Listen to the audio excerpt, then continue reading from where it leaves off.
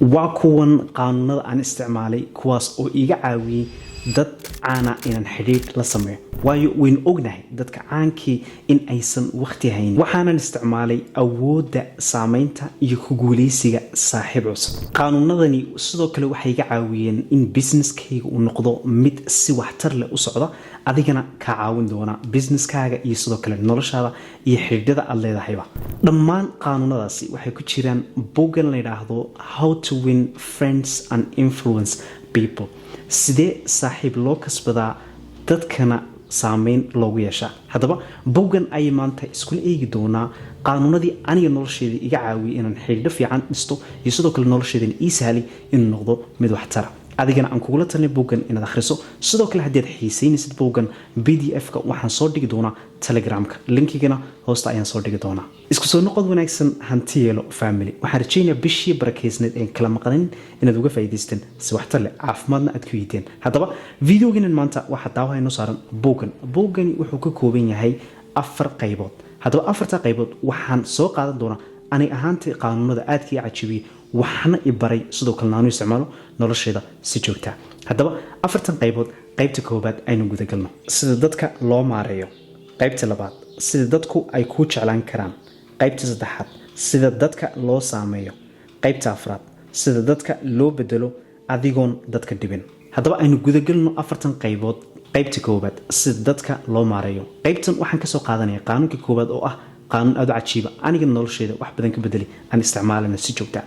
qaanuunka koowaad wuxuu ku leeyahay hadhaleecayn hana canaanan dadka qoraagu buug wuxuu soo qaatay qiso aad u cajiiba qisadaasna waxay ku saabsan tahay nin shaqaale ka ahaa shirkadda la yidhaahdo Ford shaqaalihii baa wuxuu galay qalad aad u weyn maamulihii shirkaddu wuu arkay wuxuuna arkay in ninkii shaqaale ahaa inuu qalad aad u weyn galay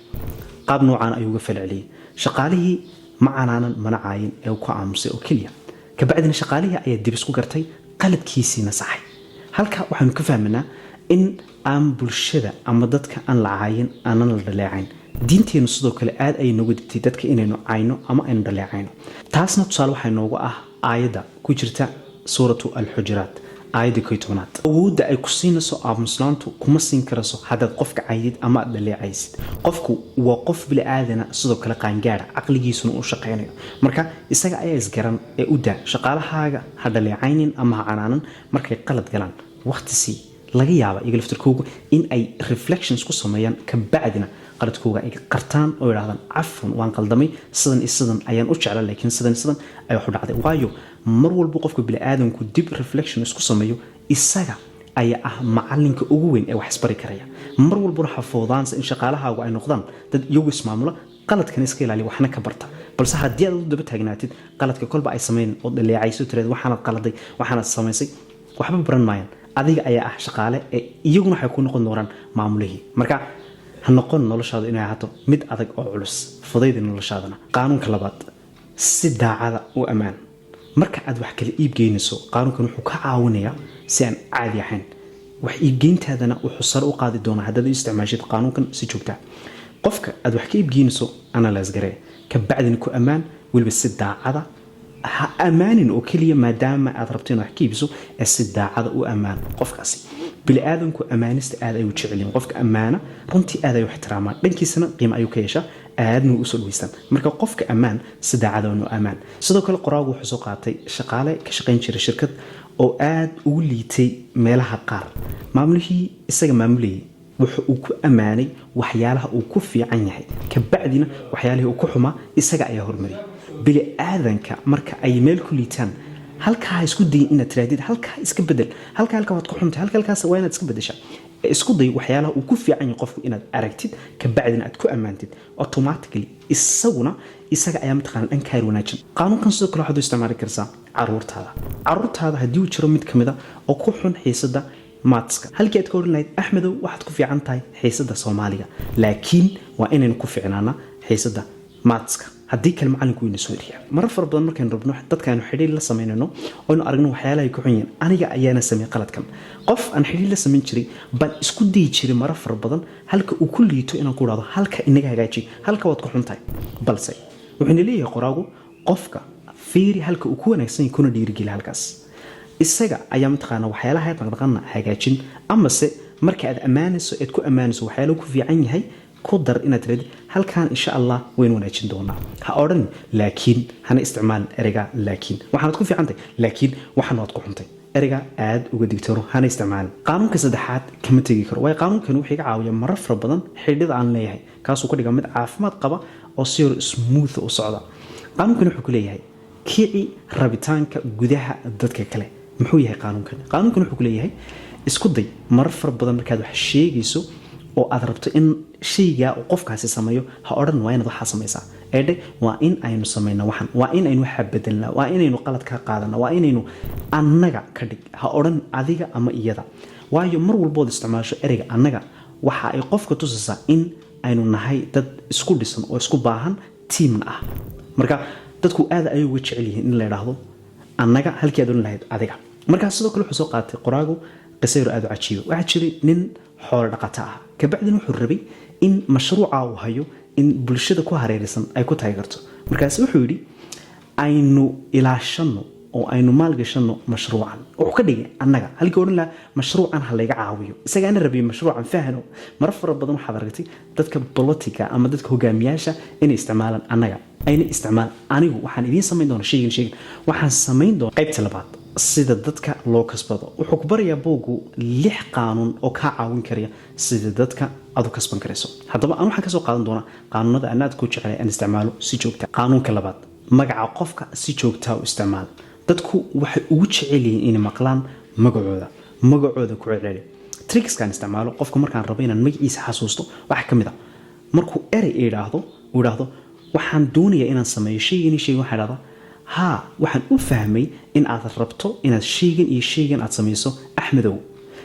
mar labaad waan ku celiyaa mar walba hadal yiraahdo hadalka uu yiri ayaan intan jumlada si kala u yiraahdo isla sidoo laakiin yiri aan waxba bedelaynin bar ugu dambaystana magaciisa aan u raaciyo si maskaxdaydu ay xasuusto qofkuna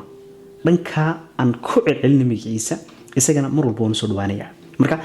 qofku wuxuu ugu jecel yahay inuu maqlo waxweyn magaciisa magaca waxaad ku xasuusan kartaa adigu ku celceliya jumlada ugu horeysa qofka markaad la kulanto ama rabto inaad xiriir alla dhisto qaanuunka 5 iyo 6 baan isku daraya waana qaanuun aan aad u jecelahay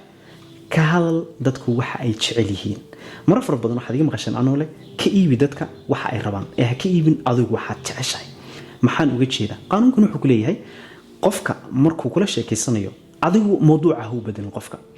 qofku wuxuu ka sheekeynayaa hadduu tusaalahan uu xiiseeyo kubadda cagta uga sheekay raadina qiso noloshaada ku soo martay oo kubadda ay ka soo martay way mar walba oo mataqaana qisadiisu iyo qisadaadu ay isku mid noqoto xiriirkiinu aad ay isku soo dhawaanay qofkaasna waxa suurtagal inuu ku jeclaado marka ka sheekay dadku waxa ay rabaan ee ha ka sheekeen waxaad adigu jeceshay ama aad adigu rabto dhageyso qof muxuu rabaa ka bacdina waxa uu sheekay qaybta saddexaad sidee ayaa dadka kale fikradaada loogu qanciyaa buugan markaan akhrinay waxa weeyaan qaybtii u badneed ee waqtigeyga aan geliyay waayo waqtigaas waxaan ku jiray marxalad ah sidee ayaa dadka kale fikradaada ugu qancin karaysaa haddii ay tahay mid xidhiidh iyo haddii ay tahay mid YouTube wax soo gelinaya marka qaanuunka ugu horeeya aan ka soo qaadanay qaybtan waxa weeyaan ka fogow muran waayo muranku xiriirka ayuu dilaa qoraaga buug wuxuu soo qaatay qiso aad u cajiib ah qisadan waxayna leedahay waxa jira nin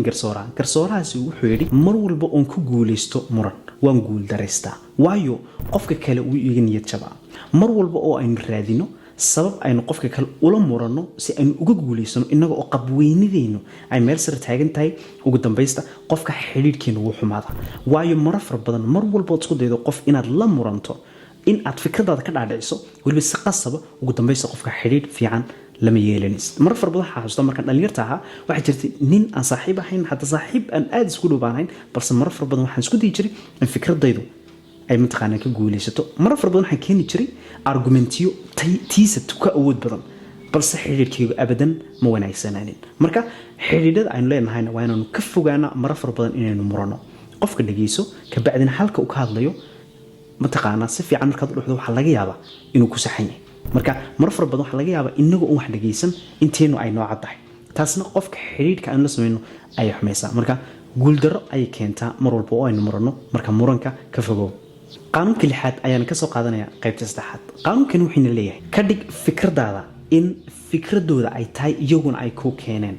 mar far badan waxa jirtay fikrada aan anigu lahaa markaan qof xiriir la sameeyo oo fikrada u sheego maalintii xigtay ama waqtiga xiga aynu kulano inuu fikradii oo si kale uu yiri uma taqaana ii sheego kabacdi waan ka guban jiray waxaan u jiray mana fikradda u sheegin muxuu ii leeyahay fikraddan balse qofka hogaamiyaha saxda ah ee tayada leh dadka ayuu ogolaadaa in fikradiisu ay tahay fikradooda xataa haddii ay ku sheegaan dhagayso kabacdina mar labaad oraahdii ay yidhaahdeen ugu celi waxaan maqlay ereyga aadka u cajiiba ee aad tiri in shayga iyo shaygaas ugu habooyin qaab iyo qaabka in loo sameeyo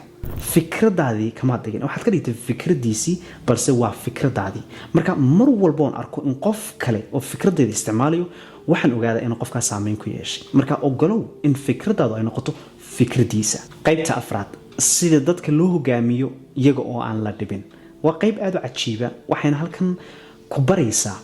hogaaminta fiican waxyaalaha looga baahan yahay iyo marka aynu rabno bulsho inaynu hogaamino waxyaalaha aynu u baahannahay inaynu iska ilaalino qaanuunka afraad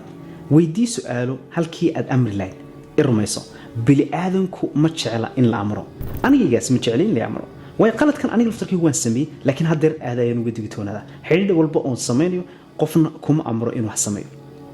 u ogolow dadku inay xorriyad yihiin bili aadanku markay dareemaan inay xorriyad yihiin aad ay u jecel yihiin meeshaan way ku waaraan mar far badan businesyadeena waxa guuldareeya waxa weeyaan maadaama aynu amrano shaqaalaheena mar walba shaqaalahaaga oo ogolaatid in iyagu ismaamulaan su'aalana weydiisid iyaga ayaa mataqaana businesskaas maamulaya waxaad u baahantahay businesskaagu inuu soo wado ee uma baahnid inaad adigu wado businesskaaga haddaba waxa kuu saali waxa weeyaan mar far badan marka ay shaqaaluhu wax sameeyaan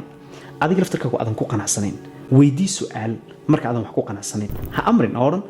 maxaad saa u samaysay waxa waa inaad samaysay sida ugu dhaqsaha badan ee weydii waxaad tiraahdaa tusaalahaan